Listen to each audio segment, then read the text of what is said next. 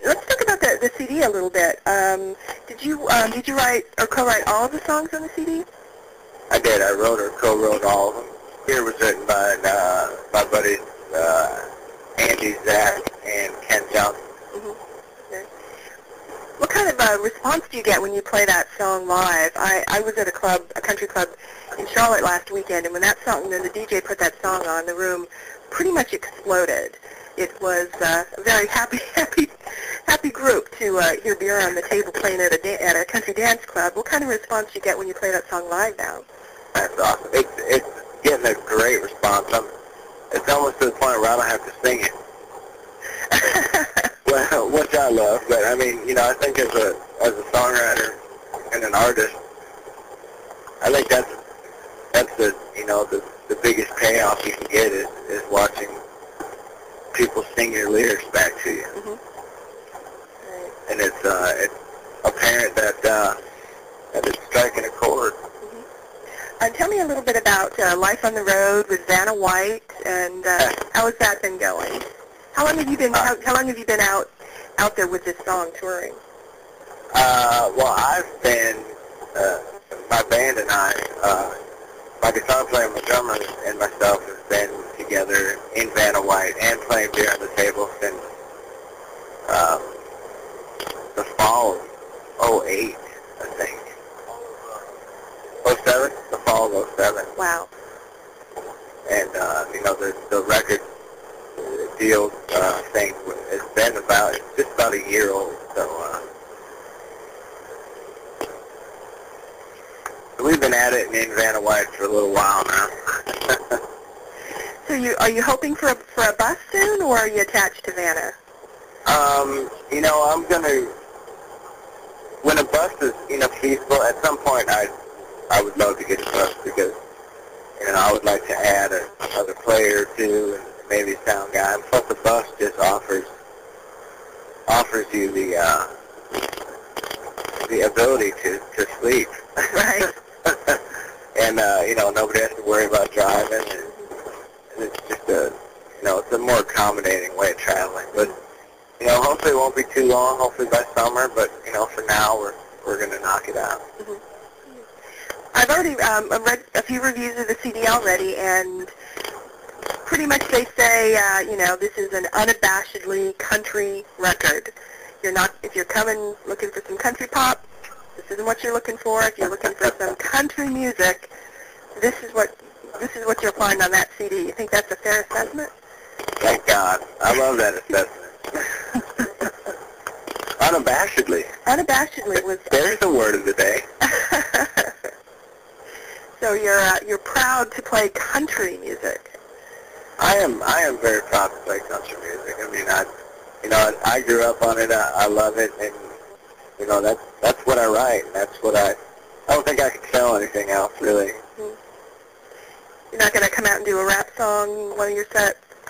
No, I just don't see that coming. Your fans probably wouldn't be thrilled with that either, actually. Probably not. They probably wouldn't be thrilled. I mean, I love the fans. The group that I've got I think it's perfect. Can you tell me, are there any, the new CDs coming out, are there any stories behind some of those songs that you could share with me? Maybe one or two? Well, Beer on the Table, first off, is really just from, I kind of took my experience of being on a concrete crew for my whole life, pretty much. And that was pretty much what it was all about. It was just about working hard and playing harder, Mm-hmm.